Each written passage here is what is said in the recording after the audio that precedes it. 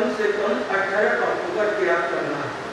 18 पापों का सेवन करने से आत्मा भारी होती है और 18 पापों का त्याग करने से आत्मा हल्की होती है। यानी पुरुष समझाते हैं कि यह हमारी आत्मा भारी क्यों हुई, इसके लिए आगम में वर्णन आता है, कड़ी कमानी दो हिम बंद नहीं, राग बंधनम और द्वेष बंधनम।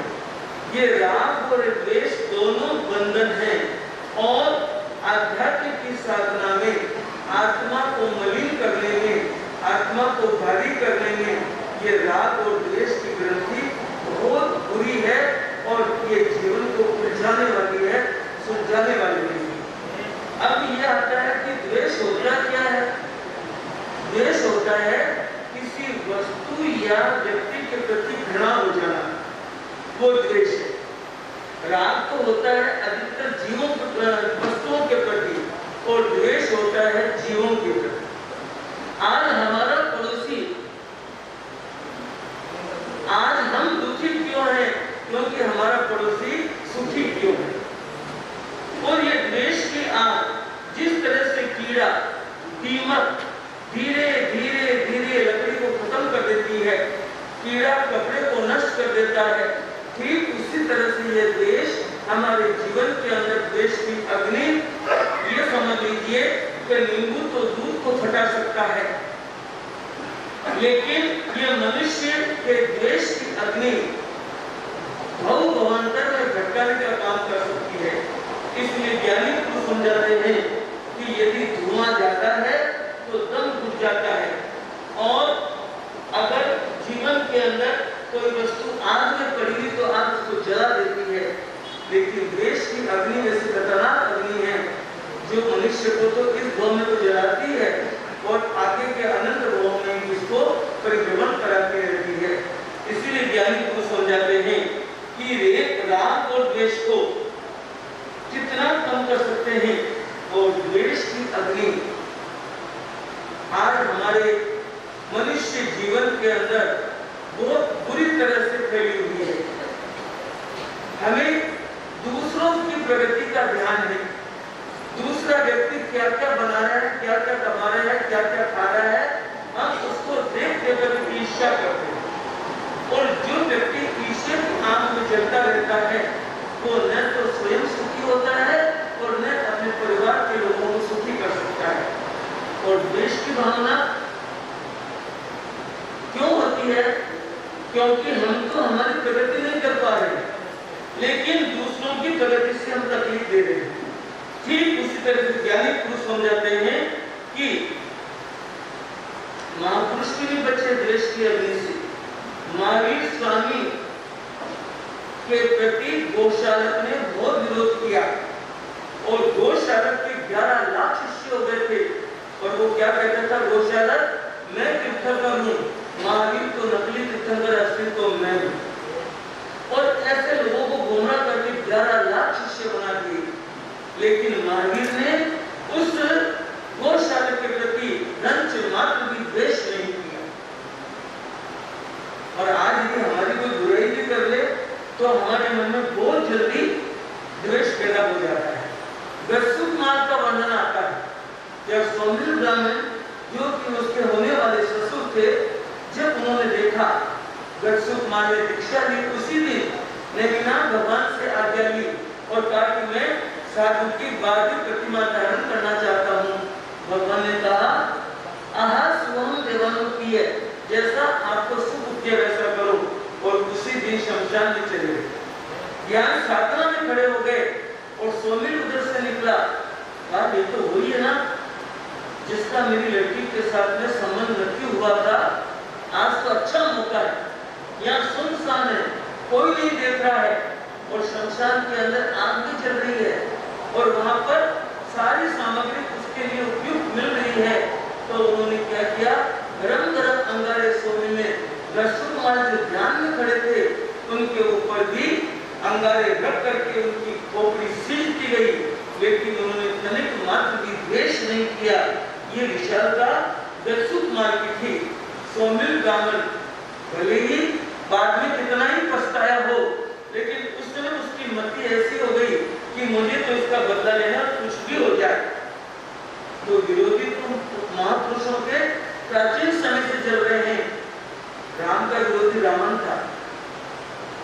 कृष्ण का विरोधी कंस था, महावीर का विरोधी गोशालक था, और आज हर एक मानव का कोई ना कोई क्या होता है, विरोधी होता है। जो देश का रखने वाला होता है, ये आदमी आगे कैसे बढ़ रहा है और इसको कैसे काटना, इस बात पर व्यक्ति आजकल क्या रहते हैं, लगे रहते हैं। एक बार एक बहुत बड़ी प्रदर्शनी लगी और उसके अंदर एक चित्रकार ने बहुत बड़ा चित्र बनाया और चित्र बनाकर के मैंने किया कि जिसको इस चित्र में कमी दिखे वो आपको उस पर गोला कर दिया, डॉट लगा दे। लोगों ने देखा, मजा आ गया, देखते हैं इसमें क्या क्या कमियां हैं, क्योंकि लोगों की दृष्टि दो तरह की होती है, एक तो होती है दोष दृष्टि, एक होता है दृष्टि दोष। चश्मा यदि काला लगा ले तो कैसा दिखेगा, काला ही दिखेगा। पीलिया, जिस व्यक्ति को रोग हो गया है पीलिया का, उसको पीला ही दिखेगा। ठीक उसी तरह से दो तरह की दृष्टि भगवान ने फरमाई है, एक तो दृष्टि दोष और एक दोष दृष्टि। दृष्टि दोष दो तरह के होते हैं, निकट दृष्टि दोष और दूर दृष्टि दोष। किसी को नजदीक का नहीं दिखता है, किसी को दूर का नहीं दिखता है, लेकिन दोष दृष्टि जो होती है वो कहीं न कहीं गुणों से जुड़ी हुई होती है। जब युधिष्ठिर को और दुर्योधन को कहा गया कि वे जाओ ये रजिस्टर ले जाओ और रजिस्टर ले जाकर पूरे गांव में घूमो, जो जो व्यक्ति गुणवान दिखता है और उसके गुणों की लिस्ट बना करके लाओ। युधिष्ठिर भी निकला और इधर दुर्योधन भी निकला, दोनों विपरीत दिशा में गए और युधिष्ठिर ने हर एक व्यक्ति से गुण भी पूछे, दोष भी पूछे, लेकिन उसको कृष्ण भगवान को उन व्यक्ति के गुणों पर दृष्टि थी और उनके गुणों को डायरी में रजिस्टर में नोट कर लेता। अब इधर दुर्योधन घर घर में जा रहा है और उसने देखा किसी व्यक्ति में 10 में से 8 गुण है और 2 दोष है, तो वो क्या कहता था, अरे इसमें तो दोष है। 8 गुणों को वो नहीं देखता था क्योंकि उसकी दृष्टि कैसी थी, दोष दृष्टि। जब रजिस्टर लाया गया, कृष्ण के सामने हाजिर किया गया, तो युधिष्ठिर ने कहा, देखिए ये मेरे गुणी लोगों के गुणों की लिस्ट बनाई है। युधिष्ठिर दुर्योधन ने कहा कि महाराज मुझे तो कोई व्यक्ति का गुण दिखाई नहीं, मुझे तो दोष ही दोष दिख रहे हैं। तो इस तरह के 2 तरह के व्यक्ति होते हैं। जो द्वेष करता है उसकी दृष्टि कौन सी होती है, दोष दृष्टि होती है। बस उसमें क्या कमी ये देखना है, और ये 3 अंगुलियां खुद को क्या कह रही है, एक अंगुली सामने वाले का दोष बता रही है और 3 अंगुलियां स्वयं को कह रही तू कैसा। इसलिए कहा है कि बुरा बुरा सबको कहूं, बुरा न जिससे कोई, जो गट हो जो आप मासू बुरो नहीं। अब हमारी दृष्टि तो दोषों पर जाती है, तो वो व्यक्ति उसके गुण कैसे लेगा। भगवान फरमाते हैं यदि किसी व्यक्ति को आगे बढ़ना है तो गुण ग्रही बनो, गुण की दृष्टि देखो। जो गुण की दृष्टि देखता है वो द्वेष से दूर रह सकता है, इसलिए हमें द्वेष नहीं करना। अगर आपको द्वेष करने की आदत है तो आप स्वयं आगे बढ़ो, आगे बढ़ोगे तो आपका अपने आप द्वेष कम हो जाएगा। खुद तो काम कुछ करते नहीं है और जो दूसरा मेहनत कर रहा है उसके साथ में आपको तकलीफ हो रही है, तो ज्ञानी पुरुष कहते हैं भाई उसको देख के तू तकलीफ क्यों करता है, तू स्वयं भी मेहनत कर, तू भी आगे बढ़ सकता है। तो द्वेष भी हमारे बहुत बड़ा पाप है और द्वेष करने से भगवान कहते कर्मों का बंध होता है। जिस तरह से खेती के अंदर आपने देखा होगा कि आसपास व्यर्थ के पौधे उग जाते हैं, तो किसान क्या करता है, उन व्यर्थ पौधों को हटाता है। क्यों हटाता है, क्योंकि जमीन की जो उपजाऊ क्षमता होती है वो छोटे छोटे व्यर्थ पौधे खींच लेते हैं, जिससे फसल क्वालिटी वाली नहीं बनती है और ज्यादा अच्छी नहीं बन पाती है। ठीक इसी तरह से इस आत्मा पर खराब घास फूस रूपी पौधे के जो कषाय लगे हुए हैं उसको हमें द्वेष को छोड़ करके उनको हटा करके हमारी आत्मा को पावन बनाना है। सोना जब खदान से निकलता है तो बड़ा भद्दा होता है, वजन में भारी भी होता है क्योंकि उस पर मिट्टी लगी होती है, और जब उस खदान से निकली हुई सोने की मिट्टी को साफ किया जाता है तो उसमें चमक आ जाती है, और अग्नि में तपाया जाता है तो और भी चमक बढ़ जाती है। ठीक उसी प्रकार से यदि ईश्वर की अग्नि में जलोगे तो स्वयं जल जाओगे और अपने गुणों को आगे बढ़ा करके जीवन को उत्थान की ओर आगे बढ़ा सकते हैं।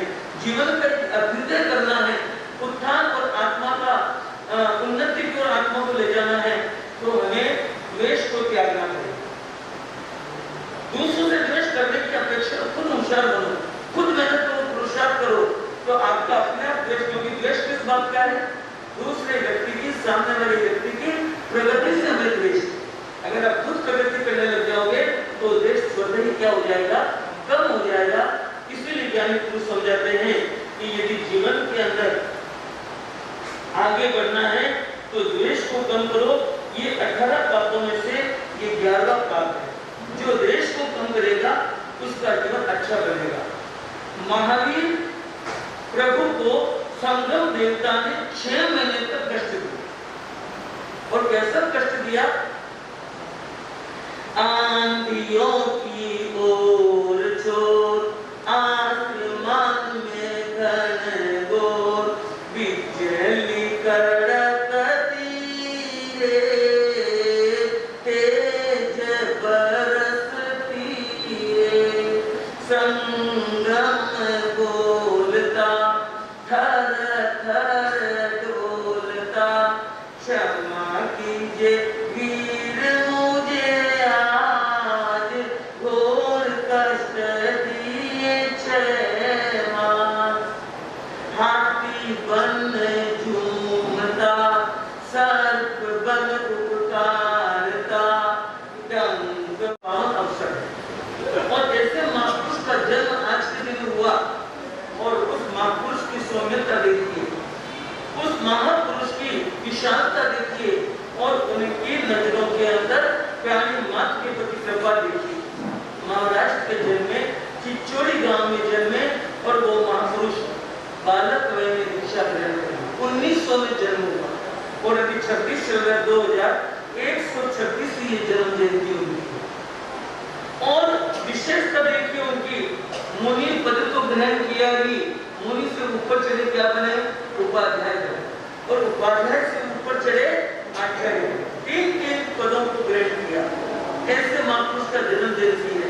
स्वाध्याय से बहुत उनको प्रेम था और उनके पांव में, राइट पांव के अंदर कदम बना हुआ था, स्वास्तिक भी बना हुआ था। और जो भी एक अंबिल करता, अंबिल का नियम लेता, उसको वो अपना स्वास्तिक दिखाते। मैंने व्यावर में देखा, लेकिन बहुत छोटा था उस समय, और आचार्य भगवान का चातुर्मास कुशालपुरा में था। व्यावर होके वो पधारे। जब मैंने भी वहां पर उनके स्वास्तिक को देखा, कमल को देखा, तो बहुत सारे लोग उनके पांव को देख रहे थे और सबको पहले आंबिल का नियम कराते कि आंबिल करोगे तो मैं दिखाऊं। और उनके पांव के अंदर वो कमल उनके जीवन की प्रगति का और उनकी आत्मा की उज्ज्वलता का वो प्रतीक था। जिन्होंने जिन शासन की सेवा करी और जिन शासन की सेवा में उन्होंने अपने आप को समर्पित किया, लगभग 30 वर्षों तक उन्होंने आचार्य पद का निर्वहन किया और शांतता, सौम्यता, निर्मलता, दयालुता, करुणा और सहिष्णुता उनके जीवन के विभिन्न गुण थे। ऐसे विशेष गुणों को आनंद ऋषि जी महाराज साहब के जीवन में थे, उनको हमें ग्रहण करने की भावना रखनी चाहिए।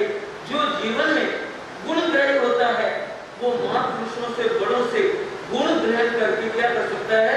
अपने आप को जीनी जीनी जीनी जीनी जीनी जीनी पूरे बुला ले आज मारा गुरु जन्म्या हो, जीनी जीनी पूरे बुला आज मारा गुरु जन्म्या, गुरु ने किया है कमाल आज मारा गुरु जन्म्या, गुरु ने किया है कमाल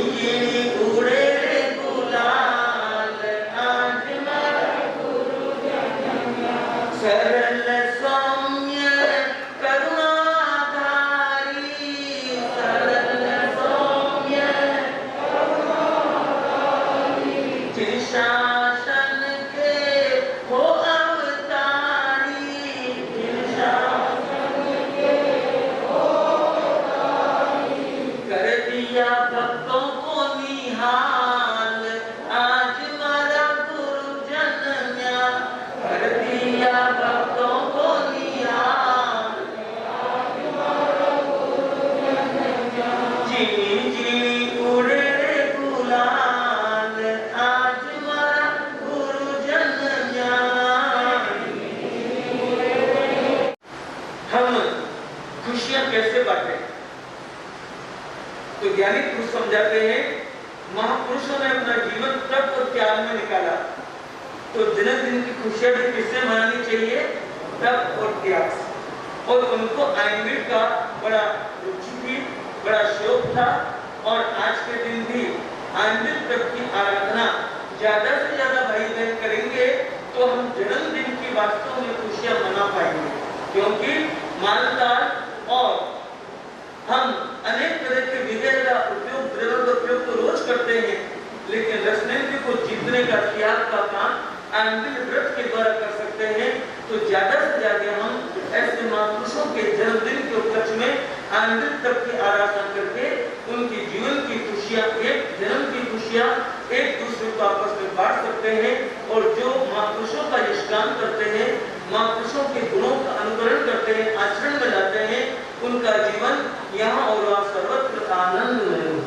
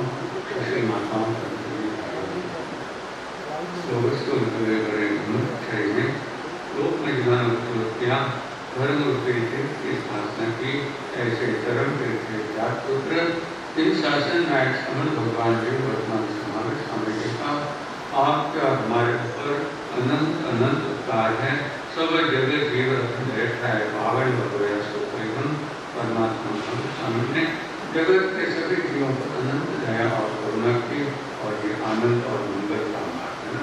आज हम इसके आचार्य भगवान श्री आनंद श्री महाराज की जन्म जयंती मना रहे हैं। तो परमात्मा महापुरुष में भी हमें आनंद और मंगल का मार्ग, ये कल्याण का मार्ग, ये सुख शांति और समाधि का मार्ग, ये हमारी आत्मा के लिए का मार्ग, प्रकाश का मार्ग, ये अंगार से अंगार करने का मार्ग, टेंशन से अटेंशन में जाने का मार्ग और शोक से अशोक बनने का मार्ग परमात्मा ने शोक हमने अच्छी तरह प्रसिद्ध किया, क्योंकि अपने आचरण से उपदेश दिया। तो आचरण से उपदेश दिया जाता है तो ये दीर्घ प्रभावी और दीर्घकालिक होता है।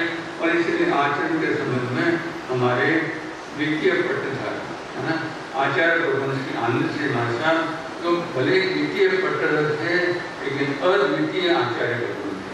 कैसे थे? द्वितीय पट्टधर होते हुए वे अद्वितीय आचार्य भगवान थे, जिन्होंने 28 वर्ष तक सन 1964 से लेकर 1992 तक जो है उन्होंने संघ का ऐसा संचालन किया, संघ में ऐसे प्राण फूके, संघ को इतना ऊपर उठाया कि आज हम क्या है उनको याद करते हैं। तो ऐसे हमारे आचार्य भगवान आचरण के बारे में फरमाते थे कि मेहनत कर रहे मानवी, मेहनत कर रहे मानवी, मेहनत राखे मान, मेहनत से ही रीझते गुरु स्वामी भगवान। यानी तीन जन को रिझाना, इसको गुरु को, स्वामी को और भगवान को तो क्या करनी पड़ेगी? मेहनत करनी पड़ेगी। मेहनत कर रहे मानवी, मेहनत राखे मान, और मेहनत से हमारा क्या है? मान और सम्मान है। मेहनत से ही रीझते प्रसन्न होते हैं गुरु, स्वामी और भगवान। और ये तीनों प्रसन्न हो जाए तो हमें क्या मिल जाते हैं? हम स्वयं आनंद के अवतार और स्वयं क्या है? भगवान बन जाते हैं। तो ऐसे मेहनत करते हैं आपको महत्व बताते पुरुषार्थ का। और इसलिए आप देखिए कि हमारा शासन कौन सा है? हमारा शासन है श्रमण भगवान महावीर स्वामी का।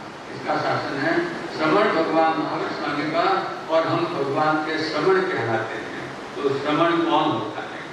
श्रमण कौन होता है? क्योंकि गुरुदेव श्री कन्हैया महाराज कमल एक शब्द की सुंदर व्याख्या फरमाते हैं, उन्हीं के शब्दों में कहते हैं जो श्रम करता है। क्या करता है? जो श्रम करता है। और किसके लिए? किसके लिए करता है? तो न यानी नारायण बनने के लिए। क्या बनने के लिए? नर से नारायण बनने के लिए जो श्रम करता है वही वास्तव में जो है श्रमण है। तो श्रमण आप देखिए मन, वचन और काया तीनों का श्रम करता है। क्या करता है? मन से भी श्रम करता है, वचन से भी और काया से भी। तो ध्यान आदि है, तो अनुप्रेक्षा आदि है, वो क्या है? मन से अच्छी भावनाओं का चिंतन करना, वो मन से श्रम करना है। वचन से भगवान की वाणी की प्रभावना करना और लोगों को उपदेश देना, ये क्या है? ये वचन से श्रम है। और काया से श्रम, यानी काया से जो है हम रोज कराते हैं, हम विहार करते हैं, रोज के लिए घरों में जाते हैं, ये काया से जो है। तो ऐसे जो है जो अपने तीन योगों से एक प्रकार का श्रम करता है, वो एक दिन क्या बन जाता है? अयोगी बन जाता है। योग से अयोग की यात्रा जो है ये श्रम से होती है।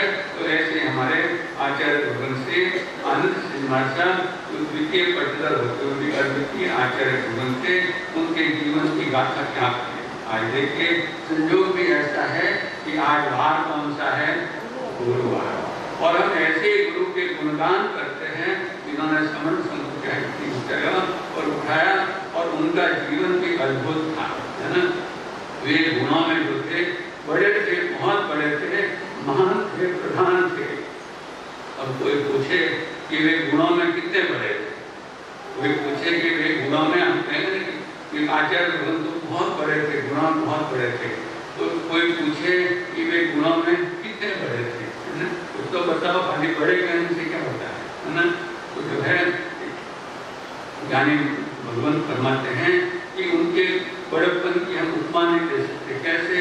जैसे जो है कोई बच्चा जो है ना गांव से मुंबई में आया सैर करने के लिए, मुंबई की सैर करने के लिए वो जो है अपने गांव से मुंबई में आया और मुंबई का दरिया देखा, है ना। चौपाटी का, मरीन ड्राइव का, चर्च गेट का, वर्ली का, फिर क्या है जुहू का, बांद्रा का, सब जगह का दरिया देखा उसने। और जब गांव गया और और उसके साथी जब पूछते हैं कि तुमने वहाँ क्या क्या देखा, तो वो सब बताते हैं मैंने एक बहुत बड़ा दरिया देखा। तो पूछते हैं कितना बड़ा दरिया है, तो वो क्या बताएगा, वो हाथ करके कितना बड़ा, हम उसके छोटे हाथ क्या बताएंगे, दरिया को माप सकते हैं। तो ऐसे जो है हम गुणों महापुरुषों के गुणों को भी हम माप नहीं सकते। और उसका एक सुंदर जो है सत्य घटना जो है हमारे महासत्य की काश्मीर प्रचारिका और हमारे युवाचार्य मधुकर जी के समुदाय की महासाध्वी जी उमराव कुंवर जी अर्चना, उन्होंने अपना एक संस्मरण लिखा है इस आनंद गाथा नाम की पुस्तक में। तो उन्हीं के शब्दों में आपको सुनाता हूँ कि वे कैसे महान थे, वे गुरुदेव कैसे महान थे। वो एक फरमाते हैं कि पूज्य श्री आनंद ऋषि जी असाधारण उदार हृदय, उनका हृदय कितना था, असाधारण उदार था और होना ही चाहिए। आप 5 पदों में अगर देखेंगे तो एक ही पद ऐसा है जिसके आगे नमो लोए लिखा है ना, नमो अरिहंतानम है, नमो सिद्धानम है, नमो आर्यानम है, नमो उवज्जायनम है। लेकिन एक जो है साधु का पद ही ऐसा है जिसके आगे क्या लिखा है, नमो लोए, यानी जिसका हृदय लोक के समान विशाल होना चाहिए। कैसा होना चाहिए, उदार और विशाल होना चाहिए। तो ऐसे उदार और विशाल गुणों के धारक हमारे आचार्य भगवान थे। तो उनके बारे में लिखना है कि आचार्य सम्राट श्री आनंद सिंह महाराज साहब के अंतिम दर्शन सांडरा में होते। देखिए हमारे सांडरा का नाम भी उन्होंने अमर कर दिया। वो कैसे महापुरुष थे, ये हमारे श्रवण संघ के जो है प्रवर्तक गुरुदेव थे, मंगल मुखी सदा सुखी ऐसे पूज्य गुरुदेव श्री मिश्री महाराज साहब, उनकी सागरी पर और सांडरा पर अनंत कृपा थी। तो सन 1971 में राजस्थान प्रांतीय साधु सम्मेलन का आयोजन हुआ है ना, क्योंकि उस समय आचार्य भगवान जो है वो राजस्थान में विचरण कर रहे थे। लेकिन वो सांडरा से लगभग 250-300 किलोमीटर भीलवाड़ा की तरफ और उस तरफ चले गए थे। तो मदर केसरी ने सांडरा वालों को कहा कि जाओ मैं पत्र लिख के देता हूँ और भगवान को विनती करो कि हम क्या है साधु सम्मेलन बुलाना चाहते हैं, राजस्थान प्रांतीय आप कृपा करके प्रधान आपका नेतृत्व हम चाहते हैं। और वे पत्र लेकर गए, उनके चरणों में विनती की कैसे महापुरुष वापस जो है आपको क्या है, आपको 300 किलोमीटर आना हो तो 4-5 घंटे में आ सकते हैं। लेकिन वे ग्रामानुग्राम वितरण करते सांडरा पधारे और उसको नेतृत्व का काम उन्होंने आयोजन में गए, नेता बने, आचार्य भगवान बने। तो उस समय की बात है, उस समय लगभग उन्होंने कहा कि आचार्य सम्राट आनंद सिंह महाराज साहब के अंतिम दर्शन सांडरा में हुए थे। तब लगभग 108 साधु साधु सांडरा में एकत्र थे और हजारों सालों आगे भक्त लोग दूर दूर से दर्शनार्थ आते थे, क्योंकि महापुरुष ऐसे थे कि उनके दर्शनों के लिए दूर दूर से लोग आते थे। दर्शनार्थियों का मेला लगा रहता क्या है, इससे उनके जो है दर्शन करने वाले थे। तो आगे देखते हैं कि मद्रास से, उस समय मद्रास था, इस समय चेन्नई है ना, तो मद्रास से जो है कुछ भक्त साधु साधियों के उपयोग हेतु काम आने वाले सामग्री यथा रजोहरण का सामान, पात्रे, चद्दर आदि अन्य कपड़े लेकर आए थे। क्योंकि इतने साधु साधु इकट्ठे हुए थे तो सबको ऐसा था कि भाई हमें लाभ मिलेगा, इतना सामूहिक है ना। तो मद्रास से जो है परिवार वाले जो है साधु साधियों को उपयोग में आने वाली जो चीजें थी वो लेकर आए थे। तब जो है आचार्य जी ने सभी संत सत्य से कहा कि आप सभी अपनी अपनी आवश्यकता अनुसार लाभ लेंगे। उनको आज्ञा दी कि आप उनसे लाभ ले सकते हैं। संत सत्य जिन जिन को जिस जिस वस्तु की आवश्यकता लाभ ले, इनको जो चीज ले ली। तब महासत्य जी ने गुरुदेव से निवेदन किया आचरण है कि गुरुदेव ये सारी वस्तुएं तो कहीं भी गृहस्थी के घर भी मिल जाती है ना, कपड़ा है और भी अन्य चीजें हैं आप पहनने के। हमारे यहाँ भी उनको हमारे पहले हमारे शांतिलाल जी राठौर है ना, उन्होंने कहा आप ये कपड़े की कपड़ों तो मेरे पास कपड़ा पड़ा है ना। तो इस तरह जो है ना उन्होंने फरमाया गुरुदेव से कि गुरुदेव ये सारी वस्तुएं जो है कहीं भी किसी के गृहस्थी के घर भी मिल जाती है, गृहस्थ भी उपलब्ध करा देते हैं। फिर उनसे निवेदन किया कि आप उचित समझे, आपको अगर उचित लगे तो मैं चाहती हूँ कि आपके पैर पहुंचने का जो पाए कैसे है ना, जिससे आप पाँव पहुँचते हैं, वो पाए कैसे जो है वो मुझे दे दिया है। क्या मुझे कहा कि आप इससे पाँव पहुँचते हैं, वो पाए कैसे, इसका क्या कहते हैं, पोछा है जो कहते हैं, वो मुझे दे दिया है। अब आप देखिए कि मेरे मन में ये भावना थी, माँ सती के मन में भावना थी कि महापुरुषों के शरीर के अंग प्रत्यंग इतने निर्मल, इतने पवित्र होते हैं, है ना, क्योंकि उनकी साधना है, चारित्र की साधना है, और ऐसे उनकी जो है प्रशस्त लेखाएं होती हैं कि उनके अंग वस्त्र भी हमें पावन बनने की प्रेरणा देते हैं, है ना, ये निमित्त का महत्व है। तो बंधु जब उन्होंने भगवान से विनती की, आचार्य थे, महापुरुष थे, है ना, संग नायक थे, पर मेरा उनका परिचय पुराना था। श्री भानु ऋषि जी महाराज साहब और मेरे पूज्य पिताजी श्री मांगलाल जी महाराज साहब आचार्य के साथ बिहार में कुंदन भवन में साथ में रहे, इसलिए परिचय अच्छा था उनका।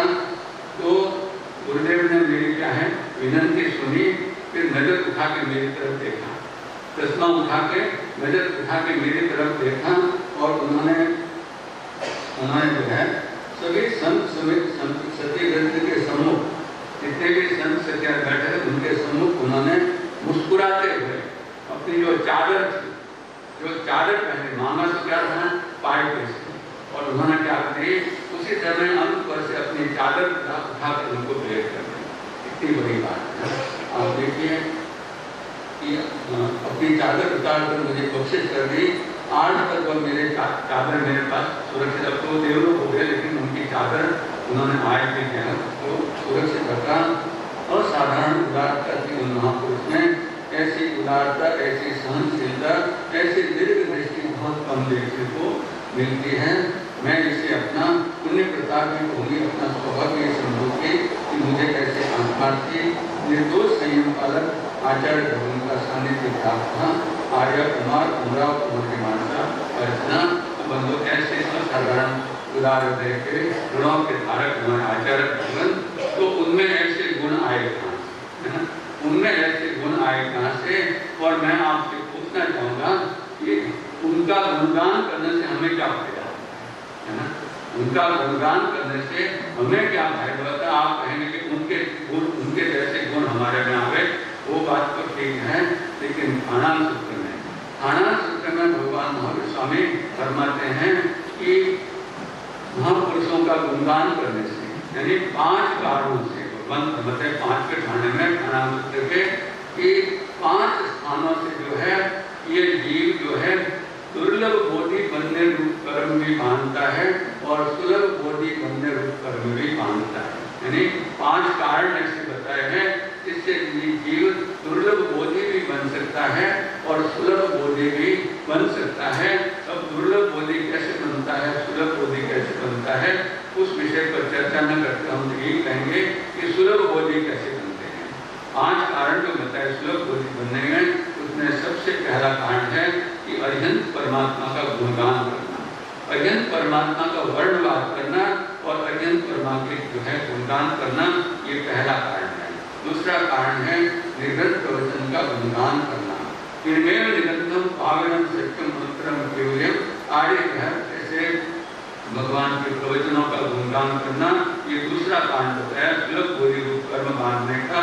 और तीसरा कारण भगवान ने बताया कि जो आचार्य है और उपाध्याय भगवंत है, आचार्य और उपाध्याय भगवंत उनका गुणगान करना। आज हम जिनके गुणगान में है तो आचार्य भी थे और उपाध्याय भी रह चुके हैं, ऐसे जो है तीसरा कारण। और चौथा कारण भगवान ने बताया कि चतुर्विध संघ का, उसमें आपका भी नंबर आ गया, और वो गुणगान की यथार्थ करना, मस्का पालिश लगाने का काम नहीं है ना, मस्का पालिश लगाने वाले स्वाद मिल जाते हैं, लेकिन यथार्थ रूप से हृदय से जो निकले हुए जो गुणगान है ना, वो हमें सुलभ बोधि रूप कर्म बांधने के जो है हमें जो प्रेरणा देते हैं। तो चौथा कारण भगवान ने बताया कि सुलभ बोधि रूप कर्म बांधने हैं। तो चौथा कारण बताया कि चतुर्विध संघ का गुणगान करना। और अंतिम कारण कि वे महर्षिक देव जिन्होंने अपने पूर्व भाव में अच्छे संयम और तप की आराधना की और आज वे क्या है उसके परिणाम स्वरूप कहाँ उत्पन्न हो रहे हैं, देवलोक में उत्पन्न हो है, उनका गुणगान करना। क्या है। तो ऐसे 5 आप कहेंगे कि साधु तो छठे गुणस्थान पर रहता है और चौथे गुणस्थान वाले देवों का कैसे गुणगान करना। तो भगवान का कहने का आशय है कि हम देवों के गुणगान नहीं करते हैं, लेकिन उनकी साधना का, उन्होंने पूर्व भाव में जो साधना की उसका गुणगान करना है। तो इन 5 कारणों से क्या है कि सुलभ बोधि रूप का मानता है। और एक बार भी सुलभ बोधि बन गया, याद रखिए, एक बार सुलभ बोधि बन गया तो उसके लिए केवल एक ही स्टेप बाकी है मोक्ष जाने के लिए, और वो है आराधक बनने के लिए। क्योंकि सूत्र में परदेशी राजा का जीव जो सूर्यादेव बना और वो जो है वो जब जो है देवलोक में उत्पन्न होके जब अपने निर्मल अवधि ज्ञान में देखता है कि भगवान महावीर स्वामी आमलकप्पा नाम की नगरी के अमृतसर नाम का उद्यान है, तो उत्पन्न होते सभी देवों को आज्ञा करते हैं कि हमें कहाँ जाना है, हमें भगवान महावीर स्वामी के दर्शन करने जाना है। और तुरंत उसकी आज्ञा को मानकर उसके सामान्य देव अगर नीचे आदि दोस्त से जो है भगवान के चरणों में आता है, वंदना करता है, उनका प्रवचन श्रवण करता है। और जब सब चले जाते हैं तो भगवान को 3 बार आदक्षिणा प्रदक्षिणा करके वंदना करके भगवान से कहते हैं कि भगवान मेरे कुछ जिज्ञासा है। भगवान को केवल ज्ञान केवल दर्शन थे, जानते थे, तो वो भगवान से प्रश्न पूछता है कि भगवान मैं भव्य की अभव्य, मैं भव्य की यानी मेरे में मोक्ष को पाने की योग्यता है कि नहीं, मैं भव्य की अभव्य, मैं संकेती की मैं मिथ्या थी, मैं संकेती के मैं मिथ्या थी, मैं परित संसारी की अपरित संसारी, है ना, मैं परित संसारी की अपरित संसारी, ये तीसरा। और चौथा है कि मैं सुलभ बोधि या दुर्लभ बोधि, है ना। और 5वां प्रश्न उठता है कि मैं आराधक या विराधक। और अंतिम प्रश्न भगवान में चरम शरीर की अचरम शरीर, ये 6 प्रश्न पूछता है। इन 6 प्रश्नों को देखेंगे आप तो जो पॉजिटिव है सब पहले है और निगेटिव बाद में है। भव्य पॉजिटिव है, अभव्य निगेटिव है, परिसंकित पॉजिटिव है और मिथ्यात्व जो है वो निगेटिव है। इसी तरह आप देखेंगे चरम शरीर और चरम शरीर, तो आप देखिए उसने जो प्रश्न पूछे भगवान ने सब पॉजिटिव उत्तर दिए कि हे सूर्यादेव आप जो है आप भवी हो, आप संकेती हो, आप परित संसारी हो, सुलभ बोधि हो, आराधक हो और क्या हो, चरम शरीर हो। एक भाव पूरा करके अगले भाव में महान दीक्षित में मनुष्य को प्राप्त करके साधुपना अंगीकार के आप नहीं से क्या हो जाओगे, सिद्ध मुक्त हो जाओगे। तो बंधु कितना सरल है, मोक्ष का मार्ग कितना सरल है कि केवल महापुरुषों के गुणगान करने से हम सुलभ बोधि कर्म बांधते हैं और उससे फिर आराधक बन के हम भी क्या है चरम शरीर मिलकर अपना देश सिद्ध कर लेते हैं। तो ऐसे आचार्य का गुणगान करके हम क्या है बहुत ही धन्यता का अनुभव करते हैं। तो उनमें ये गुण आए कैसे, ये उनमें गुण आए कैसे, तो आप देखिए हमारे सबसे पहले गुरु कौन होते हैं, माता जी। माता हमारे सबसे पहले गुरु होती है और उसके बाद में गुरु हमारे धर्म गुरु हमारे गुरु होते हैं। तो उनमें 2 बातें हैं, द्वितीय पटधर थे, तो उनमें 2 बातें जो उनके जीवन में आई और वो 2 बातें ने उनका कल्याण कर दिया। 2 बातों को याद अगर जो चाहो कल्याण, तो वो 2 बातें कौन सी थी, तो एक बात थी मंगल बात मांगरे और दूसरी बात की प्रतिगमन, है ना। ये 2 बातें और ये दोनों बातें उन्हें कहाँ से मिली, ये एक सत्य घटना है कि जब वो छोटे थे, पिताजी तो छोटी उम्र में गुजर गए थे और माता उनसा देवी बहुत ही धार्मिक थी, तो उनकी मौसी ने दीक्षा ली हुई थी, यानी उनकी बहन में आनंद श्री माता की मौसी और मुसा जी की बहन ने दीक्षा ली हुई थी और उनके दर्शन करने के लिए मानस विहार नाम के गांव में अपने पितों से वहाँ जा रहे थे और ऊबड़ खाबड़ रास्ता था और उस समय तो कोई साधन नहीं थे, बैलगाड़ी में जा रहे थे दर्शन करने के लिए। 20-25 बहनें वगैरह सब साथ में गए बैलगाड़ी में बैठकर और दर्शन करके जो है उनका मंगल पाठ वगैरह लेकर में आ गए।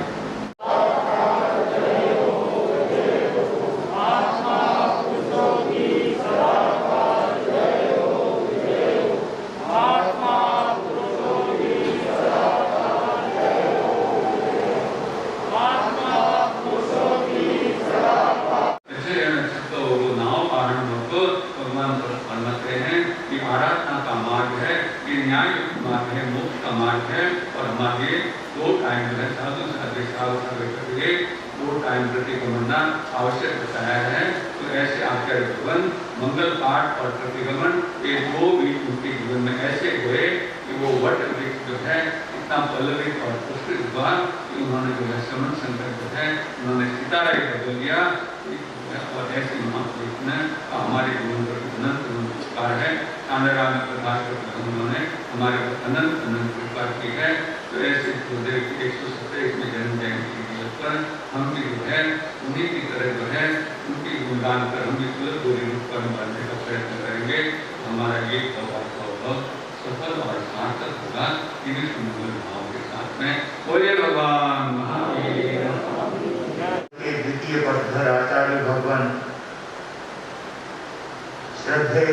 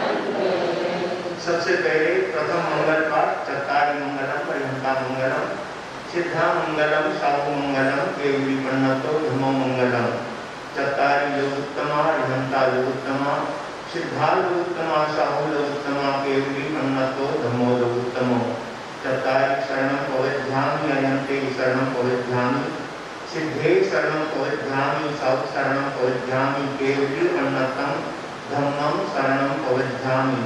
4 मंगल 4 उत्तम 4 शरणा और दूजा को जो भव्य प्राणी आदरे अक्षय ना करे गुणी जन के गुणगान जीवा मिलना व्यर्थ है नरभव निष्फल जान। आइए हम अपनी जीवा को पावन बनाने के लिए आचार्य भगवान के गुणगान करते हुए अपनी जीवा को पावन बनाएंगे। सुख में भी बोलो आनंद है, सुख में भी बोलो आनंद है, दुख में भी बोलो आनंद है, दुख में भी बोलो आनंद है, सर्वत्र एक ही आनंद है, सर्वत्र एक ही आनंद है, जन जन के मन में आनंद है, जन जन के मन में आनंद है, करुणा के सिंधु आनंद है, करुणा के सिंधु आनंद है, युग युग तक जियो आनंद है, युग युग तक जियो आनंद है, जय कमल सर्वदा आनंद है, जय कमल सर्वदा आनंद है, जन जन के मन में आनंद है, जन जन के मन में आनंद है। पंच परमेश्वरी को भावपूर्वक वंदन। गुरु अम्बेश कमल कन्हैया धर्म सभागार में उपस्थित समस्त धर्म प्रेमी सुज्ञ श्रोताओं, सुशील माताओं एवं बहनों, देव और गुरु के गुणगान करते हुए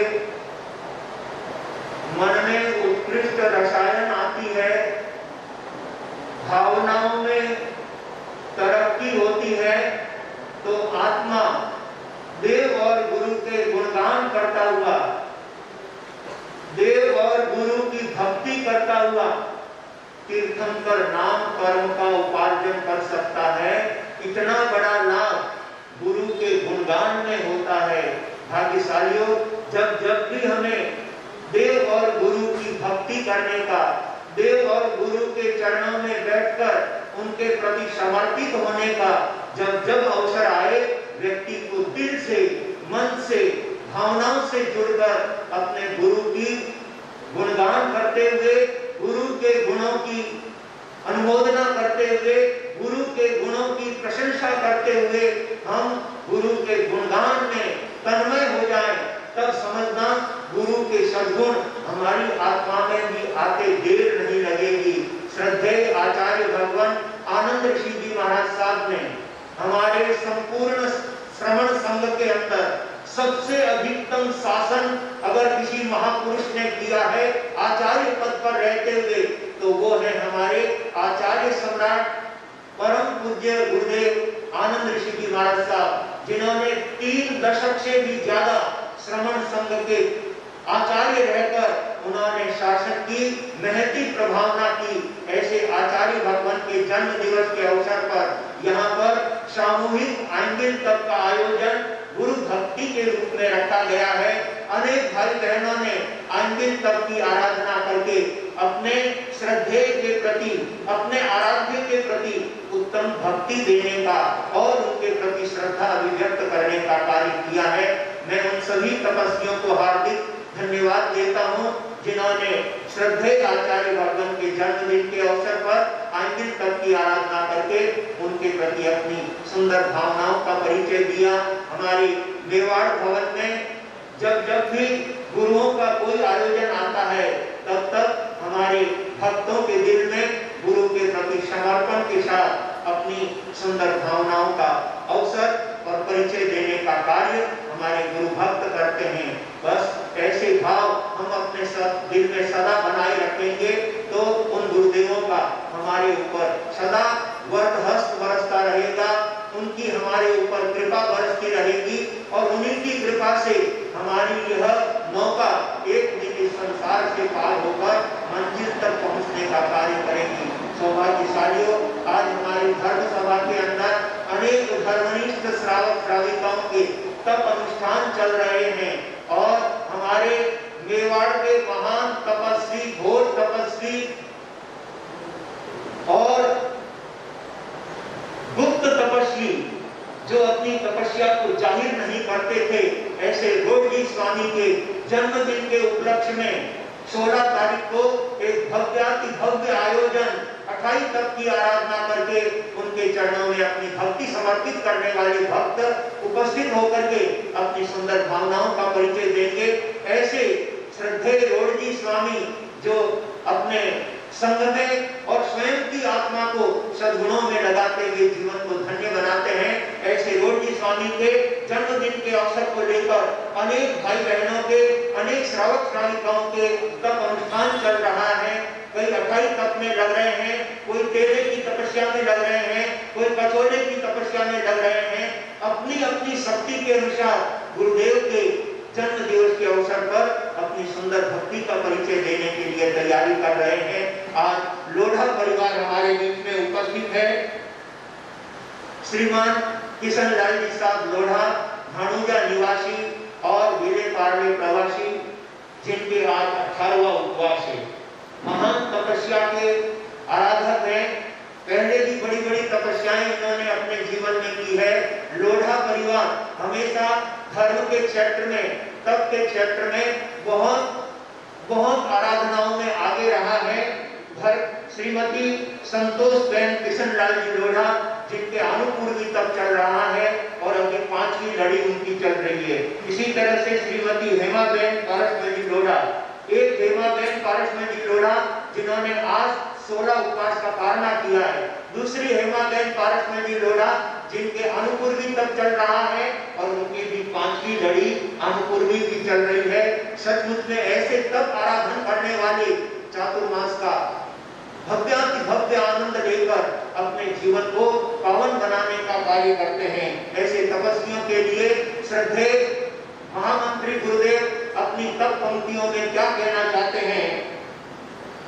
तपस्यारी महिमारो कारण पाया, तपस्यारी महिमारो कारण पात्रों में साक्षात प्रभु गुण गाया, शास्त्रों में साक्षात प्रभु गुण गाया, तपस्वी ठानी बलि बलि जावा, तपस्वी बोलो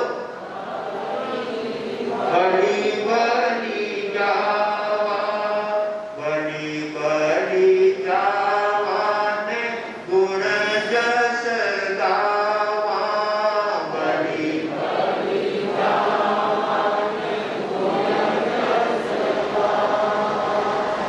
अनुमोदन करने से कोई घर से निकाल के देना नहीं पड़ता है। खाली अपनी जीवा से तपस्या की अनुमोदना करना है, जीवा से तपस्वी के गुणगान करना है। जो तपस्या की अनुमोदना करता है वो भी भवसागर से तिर जाता है। इसलिए इसमें हमको जरा भी कंजूसी नहीं रखना है। और सभी कुछ करणो सोरो, और सभी कुछ करणो सोरो, तपरो आराधन काम है दोरो, तपरो आराधन काम है दोरो, तपस्वी दिखानी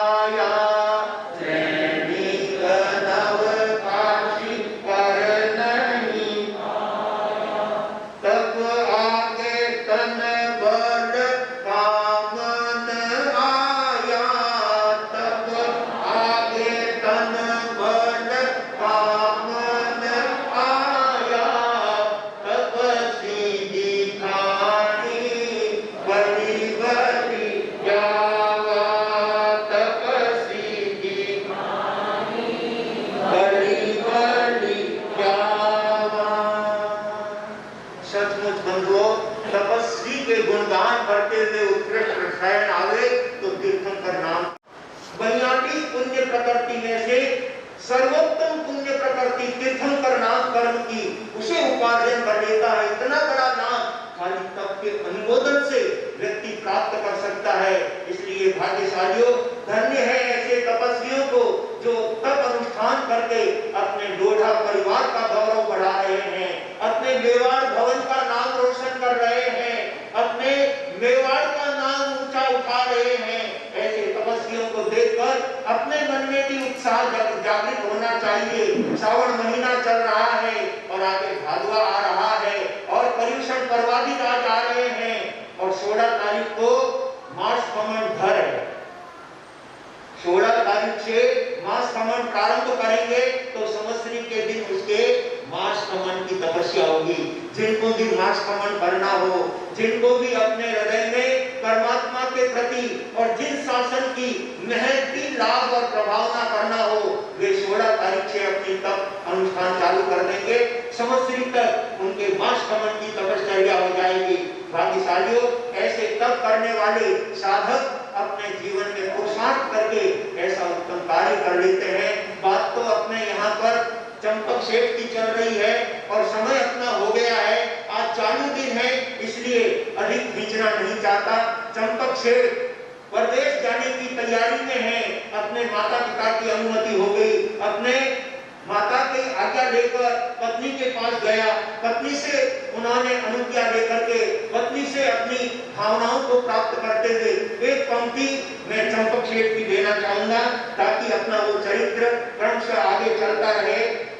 करुणा दिलधारी पूर्ण उपकारी चंपक सेठ जी, करुणा दिलधारी पूर्ण उपकारी चंपक सेठ, नहीं माने पे कहे कुशल रहो वेगा राज पधारो, नहीं माने पे कहे कुशल रहो वेगा राज पधारो, रुकमण समरे सदा श्याम ने, रुकमण समरे सदा श्याम ने, ऐसे हृदय हमारे हो करुणा दिलधारी पूर्ण उपकारी चंपक सेठ जी, करुणा दिलधारी पूर्ण उपकारी शुभ मुहूर्त देखी ने चाल्या वणिक साथ में सारा, समुद्र किनारे आया जहाज ने भरा माल तिनवारा हो करुणा दिलधारी पूर्ण उपकारी चंपक सेठ जी, करुणा दिलधारी पूर्ण उपकारी चंपक सेठ जी। अपने माता पिता की अनुज्ञा लेकर अपनी पत्नी को सर्वभांति समझाकर अपने 99 श्रेष्ठी लोगों के साथ अपना मुहूर्त देख करके वहां से सारे के सारे लोग प्रदेश जाने के लिए रवाना होकर समुद्र तट पर आ जाते हैं। अपना सारा माल जहाजों में भर लेते हैं और 5 नौकार मंत्र गिन करके उनका जहाज वहां से समुद्र में प्रारंभ हो जाता है, चल देता है और जहाज वहां से रवाना होकर घर मजना घर पूछा चलते हुए कई योजन समुद्र में चले जाते हैं और आगे एक घटना घटित होती है। वो क्या घटना घटित होगी वो तो आगे यथाअवसर सुनने से पता चलेगी। भाग्यशालियों, चंपक शेठ अपनी कुर्बानी को आजमाने के लिए परदेश जाने को रवाना हुआ है और रास्ते में समुद्र में अब जहाजें चल रही है और उस रास्ते में चलते हुए मझधार में समुद्र में चलते हुए क्या उनके सामने घटना आती है और क्या उत्तम कार्य उनके हाथों से होता है, वो बात हम आगे यथाक्रम से इस कथानक से सुनेंगे। आइए भाग्यशालियों, उपकार के कार्य करने वाले, परमार्थ के कार्य करने वाले, सेवा के कार्य करने वालों को अनायास शुभ समाचार मिल जाया करते हैं। चंपक शेठ को भी क्या शुभ समाचार मिलते हैं और वो भी बीच समुद्र के अंदर। उस बात को हम कथानक से श्रवण करेंगे। अपने यहाँ पर ये श्रावण महीना आधा तो पूरा हो गया, एक पगवाड़ा बीत गया और अब तो केवल 7 ही रहे। समय तो हाथों से निकलता चला जा रहा है। Time and tide wait for none. समय और समुद्र में उठने वाला जवार भाटा किसी की इंतजार नहीं करता है, किसी की प्रतीक्षा नहीं कर लिया करता है। इसलिए कहा है कर लिया सो काम और भज लिया सो राम। अपने हाथों से जो सत्कार्य हो जाते हैं वो भाटे के रूप में अपने साथ चलते हैं, पाथे के रूप में जीवन में आनंद प्रदान करते हैं। आइए ऐसे धर्म कथा को सुनते हुए हम इस सावन महीने में उत्तम धर्म आराधना करके अपने जीवन को भी परिपुष्ट बनाएंगे तो सच्चे अर्थों में जीवन धन्य बन जाएगा। श्रद्धेय गुरुदेव भारमल जी महाराज साहब, जिनका आज पुण्य स्मृति दिन है, सिंधु के जन्मे जाए भारमल जी महाराज साहब और जिनको मेवाड़ के लोग बहुत प्यार से पुकारते थे भैरूबा, भारूबा। क्या लोगों की उनके प्रति भक्ति थी। भक्ति से निकले हुए शब्द अपने आप में बड़े प्यार भरे शब्द होते हैं। एक माँ का ममता भाव जब पुत्र के ऊपर उमड़ता है तो पुत्र के द्वारा माँ के लिए तू शब्द निकलता है। तू ही याद आवे रे दर्द में। सचमुच में या तो दर्द में माँ याद आती है और या फिर दर्द में कौन याद आते हैं? परमात्मा याद आते हैं। हे भगवान, हे राम, हे अरिहंत देव, दुख में वो याद आते हैं क्योंकि उनकी हमारे ऊपर ममता बरसती है, प्यार बरसता है। ऐसे प्यार भरे शब्दों में भारूबा को मेवाड़ की जनता, केवल जैन समाज के लोग नहीं, जैनेतर समाज के लोग भी उनको श्रद्धा से अपना आराध्य मानते थे। कई चंडाल जाति के लोगों को उन्होंने सामायिक में लगाया, कई ग्वाले लोगों को धर्म के क्षेत्र में जोड़ करके उन्होंने अद्भुत जिन शासन की प्रभावना की है। ऐसे श्रद्धेय गुरुदेव भारमल जी महाराज साहब के पुण्य स्मृति के अवसर पर हम उनके चरणों में अपने श्रद्धा सुमन समर्पित करते हैं। बस उनकी कृपा और उनका वरदहस्त हम पर सदा बरसता रहे और हम अपनी जीवन नौका किनारे लगा लें और अपने आप को आगे बढ़ाते जाएं। इन्हीं भाव के साथ अपने शब्दों को यहाँ पर विराम देता हूँ। भाग्यशालियों, श्रद्धेय गुरुदेव आचार्य भगवान आनंद ऋषि जी महाराज साहब और श्रद्धेय गुरुदेव भारमल जी महाराज साहब, जिन महापुरुषों ने शासन की बहुत प्रभावना की, बस उनके गुणगान करने मात्र से भी हमारे जीवन में आनंद मिलता है, शांति मिलती है, परम प्रसन्नता मिलती है। बस उस प्रसन्नता को पाने के लिए सदा गुरु भगवंतों के चरणों में समर्पित रहेंगे और अपने जीवन को आगे बढ़ाएंगे, धन्य धन्य बनाएंगे। चेन्नई कन्नूर से हमारे इतने ही गुरु भक्त आए हैं, श्रीमान रोडमल जी, महावीर जी, विमल जी, अनिल जी भंडारी, जो कन्नूर चेन्नई से आए हैं और जिनके परिवार का एक युवा कार्यकर्ता या भाईंदर में निखिल भंडारी के नाम से रहता है और जो अपनी चौमासे के दिनों में गुरुओं के प्रति अनुपम भक्ति का परिचय देता है। भंडारी परिवार बड़ू निवासी है और कादोट निवासी और चेन्नई में रहते हुए, साउथ में रहते हुए गुरु भगवंतों के प्रति अनन्य भक्ति का परिचय दे रहे हैं। बहुत बहुत धन्यवाद। अपने शब्दों को यहीं पर विराम देता हूँ। सभी गुरु भक्त इसी तरह से अपने जित शासन की और गुरु भगवंतों के प्रति समर्पण की भावना प्रदर्शित करते रहेंगे। हमारा मानव जीवन उत्कर्ष और प्रकर्ष की ओर आगे बढ़ता हुआ जीवन को मंजिल तक पहुंचाने का कार्य करेगा। आनंद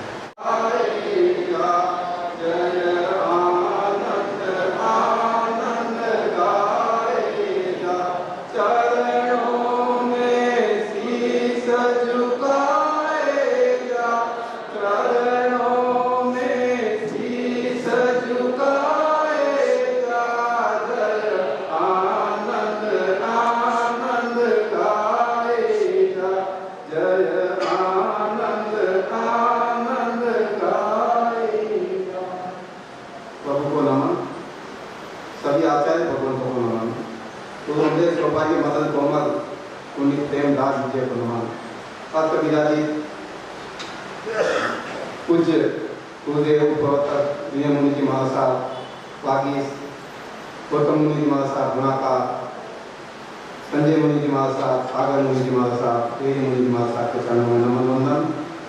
धर्म सभा में उपस्थित सभी को सादर जय जय। गुरुदेव फरमा रहे थे कि हमारे जिन शासन की सेवा करने वाले महापुरुषों की आज हम लोग द्वितीय आचार्य आनंद ऋषि जी महाराज का हम लोग आज जन्मोत्सव मना रहे हैं। आनंद ऋषि के साथ हमारा मेवाड़ का बहुत बड़ा संबंध रहा है। हमारे आराध्य समन संगी महामंत्री पूज्य गुरुदेव सौभाग्य मुनि ने उनके साथ ही महामंत्री का पद ग्रहण किया था और उनके साथ सेवा करने का मौका मिला। यह मेवाड़ के लिए बहुत बड़ा सौभाग्य है। ऐसे आचार्य भगवंत के साथ हमारे गुरुओं को सेवा करने का मौका मिला और समन संग भी सेवा देने का मौका मिला। इसी तरह हमारे संप्रदाय के महान महापुरुष बालमंत्री जी महाराज साहब जिनके गुणगान गुरुदेव जी फरमा रहे थे कि वो 36 कौम में मतलब ऐसे कह दो उनका प्रवचन जो होता था रात के समय 36 कौम के लोग इकट्ठे होते थे। उनके प्रवचन में ऐसा था कि वहां पर उच्च कुल के ही लोग नहीं, निम्न कुल के लोग जो हरिजन ऐसे लिखा गया पुस्तकों में हरिजन जैसे लोग भी आकर जैन क्रियाओं में उन्होंने आगे आए।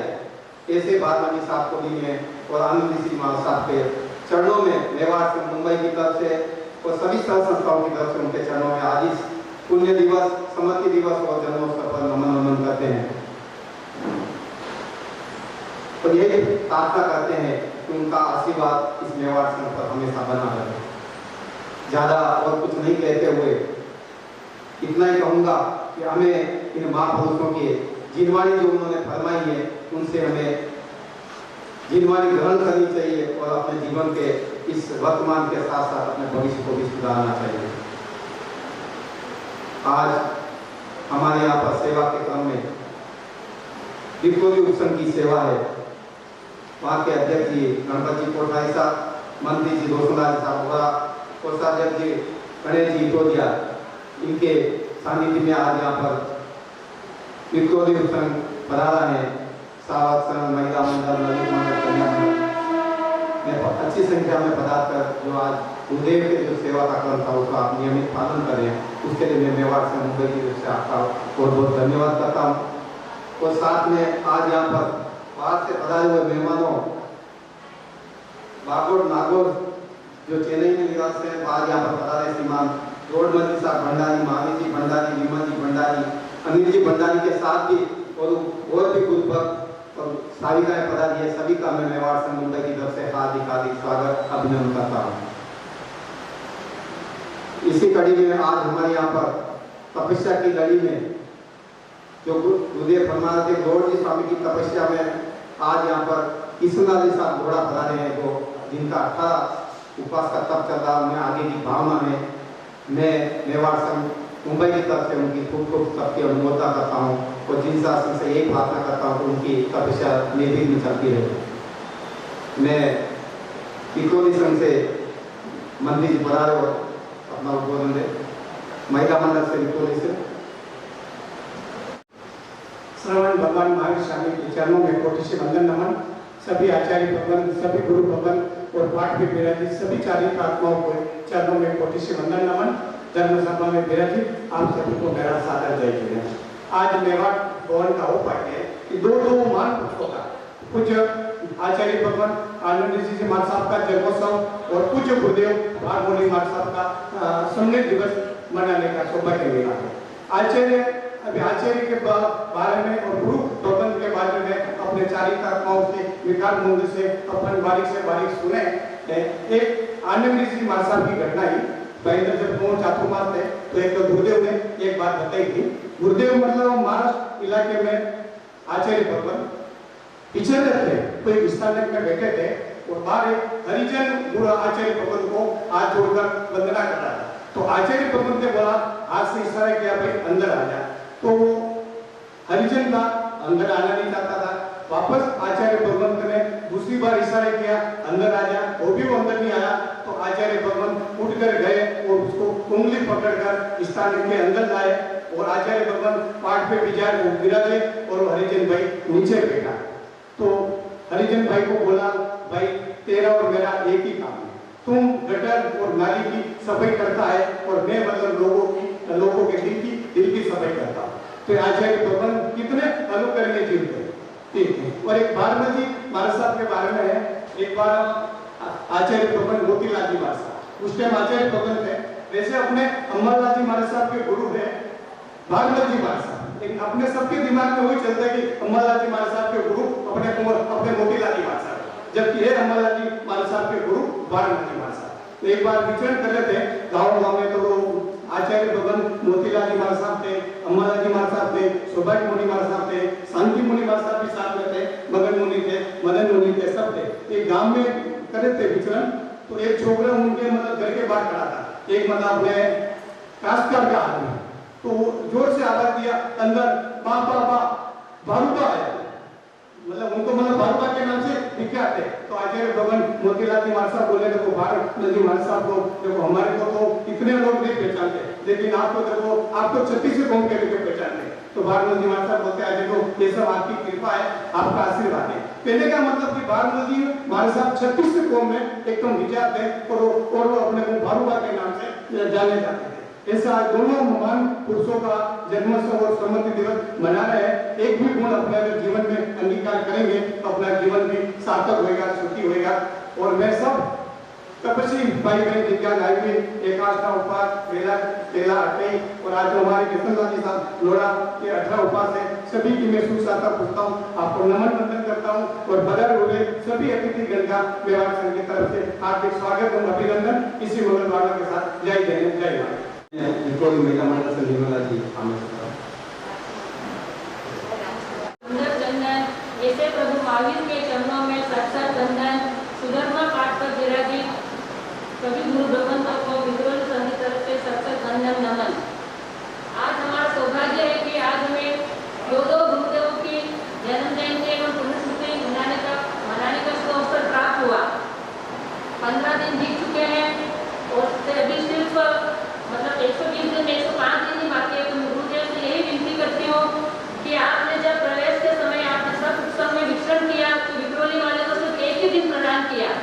अभी हमारी ये आपसे विनती है कर बन के, अभी आप जब भी आप पधारो तो आप इस तरह से अपना शेड्यूल दीजिए कि कम से कम विद्रोही वाले को 8 दिन तो अवश्य प्रदान करें। हमारा सेशन बहुत छोटा है लेकिन हम बहुत प्यासे हैं गुरुदेव जी, हम आप सबकी गुरुवाणी सुनने के लिए हमें ये अवसर प्रदान करें। और हमारा संघ से गोंडेल जोत के महासती जी का चातुर्मास चल रहा है विक्रोली में, तो उन्होंने आप सबको सुख साता पूछते हुए वंदना रखी है। और वहाँ पे छोटे संघ होते हुए भी छोटी मोटी तपस्या चल रही है, तो आप भी हमें वापस वहाँ पे बिहार के पश्चात लाभ देना। इन शब्दों के साथ जय जिनेन्द्र जय माता। आपकी विराजी चरित्र आत्माओं के चरणों में कोटि सा वंदन और आप सभी को सादर जय जिनेन्द्र। एक छोटी सी गीत की आनंद आनंद में चायो